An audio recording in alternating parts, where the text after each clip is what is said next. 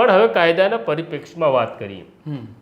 પેલા બેને જે કંઈ ગાળો આપી એ ખોટું છે, એની સામે ગુનો દાખલ થાય, બધું જ છે. કાયદો શું કહે છે? કારણ કે હવે હેડ કોન્સ્ટેબલ જયંતિ સાથે કાયદો શું કહે છે એમાં જ વ્યવહાર થશે.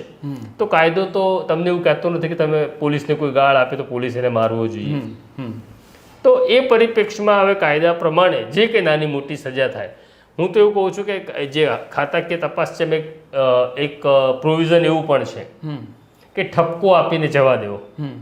હવે જેની ઇન્ક્વાયરી કરવાની છે એ આખી ઘટનાને કેવી રીતના જોવે છે, એ ઠપકો આપીને જવા દે છે હેડ કોન્સ્ટેબલ જયંતિને, કે પછી ઇન્ક્રીમેન્ટ રોકે છે.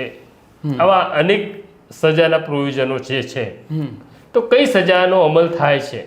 પણ કાયદાના પરિપ્રેક્ષ્યમાં જયંતિએ જે કર્યું એ બળનો વધુ પડતો પ્રયોગ તો સાબિત થશે.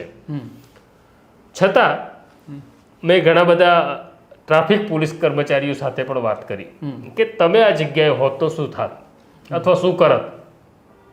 કેટલાક પોલીસ કર્મચારીઓનું એવું કેવું છે કે ગાળ બોલે કોઈ માણસ તમને, આ સ્ત્રી છે એવું નહીં, કોઈ પણ લારીવાળો બોલે, સ્કૂટરવાળો બોલે, ગાડીવાળો બોલે તો તમને ગુસ્સો આવે. હવે આ સ્થિતિ તમારી સાથે રોજબરોજ બને છે ને બનવાની છે. હવે અહીંયા અત્યારે બધાના હાથમાં મોબાઈલ ફોન છે, એટલે બધા જ આખી ઘટનાને રેકોર્ડ કરે છે. તમારી પાસે પણ બોડી ઓન કેમેરા લાગેલા છે. આ સ્થિતિમાં હવે તમારે થોડું બુદ્ધિપૂર્વક રમવું પડશે.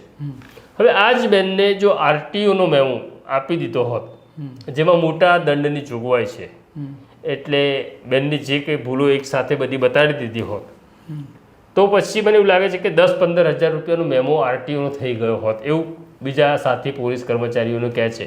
જે આ આખી ઘટનામાં બેનને સજા મળે એની કરતાં મોટી સજા થઈ હોત.